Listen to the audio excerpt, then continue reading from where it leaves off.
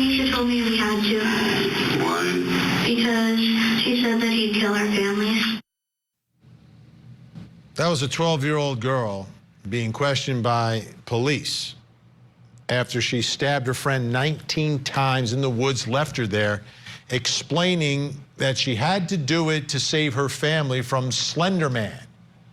Slender Man, big case, about a decade ago. So Morgan Geyser back in court now, and she is going to be in court this week trying to get early release. Now, this was a case where she's supposed to be doing 40 years, but as a not guilty by reason of insanity. That there was a mental defect on this 12-year-old when she stabbed her friend 19 times. That friend survived, miraculously survived. There's a co-defendant who's already been out, but she's the one who actually stabbed her. As we get ready for this hearing, here's some more information. I just want to let Bella and her family know I'm sorry. I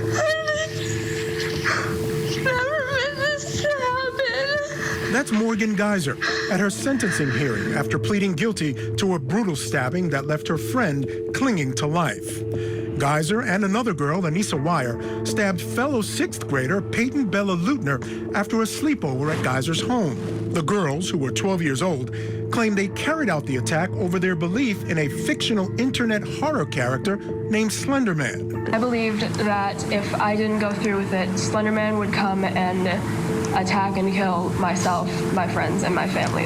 Weier pleaded guilty to being a party to second-degree homicide, while Geyser pleaded guilty to attempted first-degree intentional homicide. Both girls were deemed not responsible for their actions because of mental illness and ordered to serve their sentences at mental health facilities. 25 years for Anissa Weier, 40 years for Geyser. At a separate plea hearing, the girls described what happened as they attacked their friend on that spring day in 2014. Morgan asked me whether or not she should do it, and I just wanted it to be over with, so I said, just go berserk, do what you have to do. I came up from behind her, and I jumped on her. I tackled her, and I stabbed her. Do you know how many times you did it? 19. Their victim, 12-year-old Payton Lutener, was stabbed in her arms, legs, chest, and torso, and had multiple surgeries to repair her internal injuries. Anissa Weier was granted conditional release in 2021. Morgan Geyser is now 21 years old and is requesting conditional release from the mental health facility where she's been kept since 2017. The hearing begins this Wednesday, another big day here on your front row seat to justice. Let's bring back in our think tank. Al Wunsch, Darnell Crossland still with us, and joining us now, Jennifer Brandt. Jennifer, great to see you, family law attorney out of Philly. All right, Jennifer, I'll begin with you. This hearing, you know, they expect maybe a couple of days here. She's 21 now, 21. Is it safe to have someone like that released? It was a 40 years of this confinement in this mental health institution. What are your thoughts? Well, it was 40 years, Vinny, and what she served 10. So I don't know if she's ready to be released. And I think a couple of years ago, maybe a year or two ago, she had asked for release and then subsequently withdrew that request. So she didn't feel she was ready, or the doctors determined that she wasn't ready at the time. So she'll be examined again, and doctors will make findings as to whether she can be released. But it's certainly scary given the crime that she committed, and the fact that the victim is alive and still out there. And how does she feel about this, and how does her family feel about this?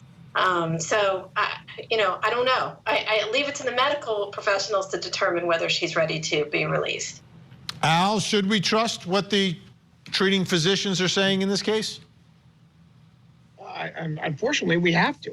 We have to go to the experts. We have to take a look at what they have to say with regards to same. It will always be a battle of the experts. I mean, let's face it. Do we expect a battle, or do we expect to maybe hear just one side? Well, I think there's going to be. I think we're going to hear one side.